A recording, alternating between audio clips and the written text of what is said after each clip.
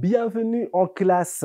Je suis très content de vous retrouver pour nos quelques minutes où nous découvrons ensemble et décortiquons ensemble les mots de la langue française, langue de Molière, comme on aime bien l'appeler. On se retrouve comme d'habitude sur Rwanda TV. Notre classe est établie à la médiathèque du Centre culturel francophone du Rwanda. Ça se trouve à Kimihurura, ici à Kigali, et c'est ouvert au grand public. N'hésitez pas à visiter. Alors, aujourd'hui, un mot à découvrir, et bien sûr, à la fin, on part à la découverte, comme vous le verrez. On commence là tout de suite sans trop tarder, sans trop vous faire attendre, avec un mot que vous connaissez très bien et que vous utilisez souvent, c'est notre mot du jour.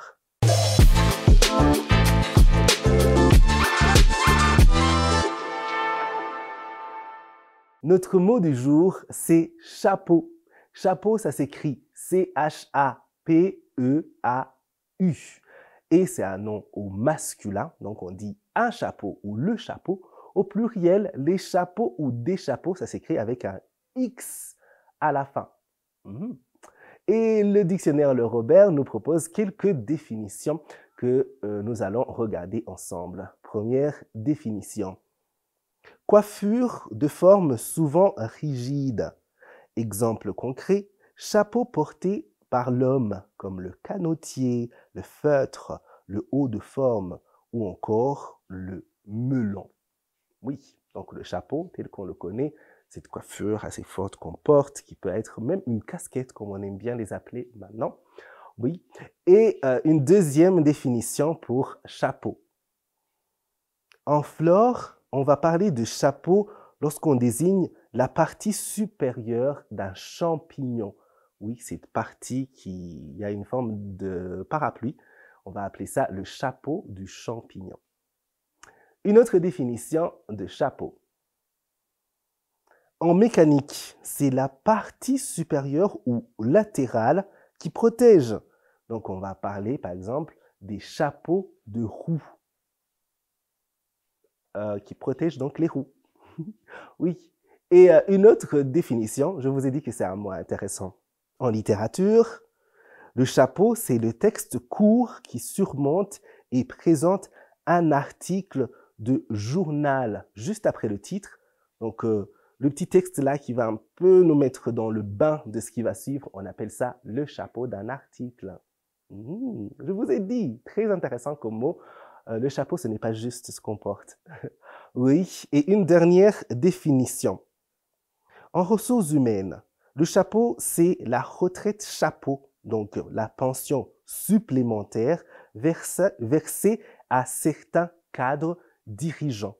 Oui, parce que lorsque vous avez été dans certaines positions, disons professionnellement, au moment de votre retraite, on peut ajouter une pension supplémentaire à votre pension en retraite et ça va s'appeler donc un chapeau retraite.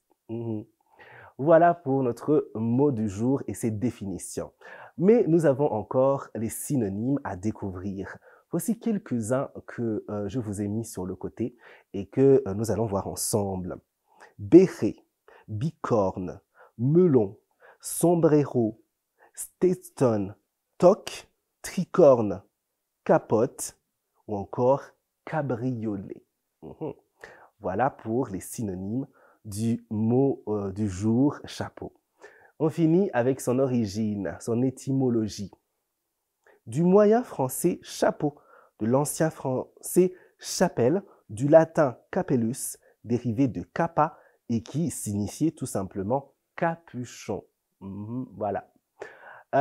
C'est tout pour le mot du jour. Nous étions en train de découvrir chapeau, un mot au masculin.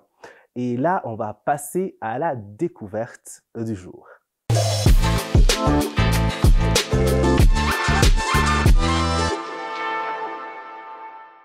Nous découvrons le footballeur international Zinedine Zidane.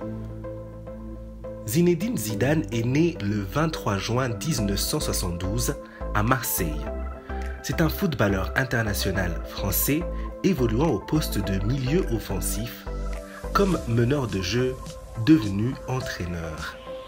Surnommé Zizou, il est considéré comme l'un des plus grands joueurs de l'histoire du football. Doté d'un profil atypique, il remporte de nombreux titres, tant avec l'équipe de France qu'avec les clubs où il a évolué, comme les Girondins de Bordeaux, la Juventus et le Real Madrid. Il a de plus été nommé plusieurs fois meilleur joueur de l'année, au moins une fois dans chaque championnat où il a évolué. Zidane est, selon la BBC, le meilleur joueur européen de l'histoire. Il est désigné meilleur joueur européen des 50 dernières années par l'UEFA en 2004. Il est cité parmi les 125 meilleurs joueurs mondiaux encore vivants en 2004 dans un classement conjoint de Pelé et de la FIFA. Il est à 3 reprises nommé meilleur joueur mondial de l'année par la FIFA, en 1998, en 2000 et en 2003, et remporte le Ballon d'Or en 1998. S'il est par 2 fois classé second meilleur joueur français de tous les temps par France Football, il est pourtant pour l'équipe le meilleur footballeur français de l'histoire.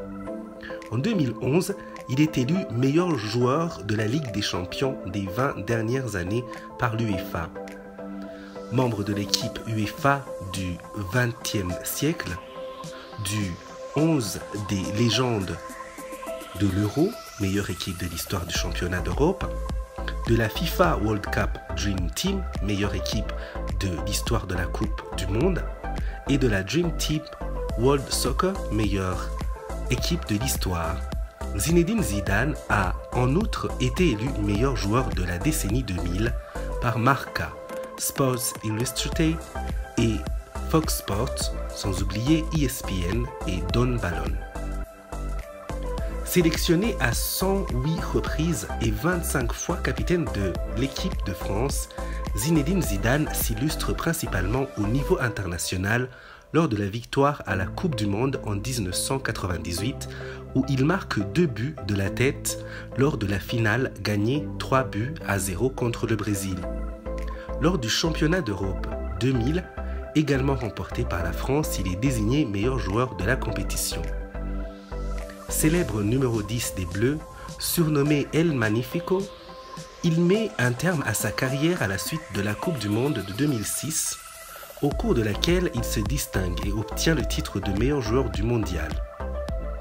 Sa prestation en quart de finale face au Brésil, victoire 1-0 le 1er juillet 2006, est parfois considéré comme le meilleur match de sa carrière.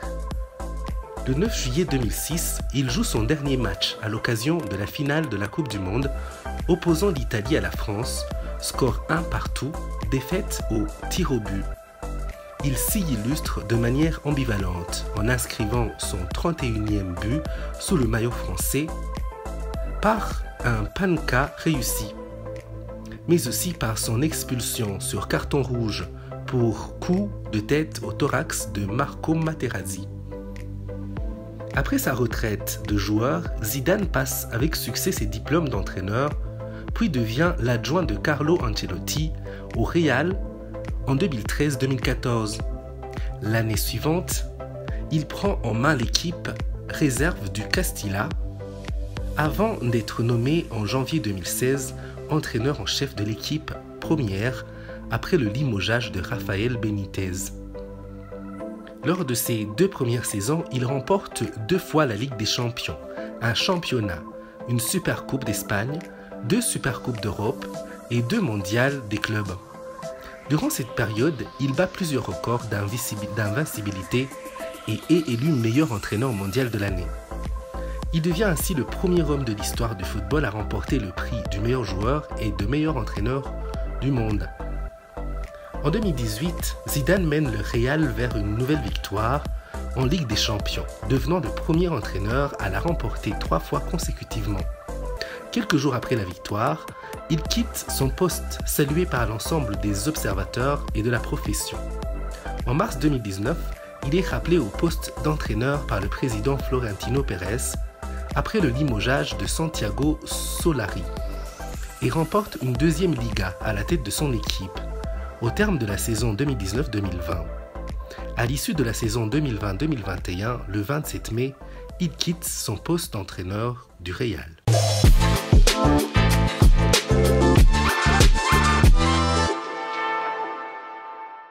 Et voilà, c'est tout pour notre classe d'aujourd'hui. J'espère que vous avez passé un bon moment, que vous avez pu apprendre quelque chose de nouveau avec nous.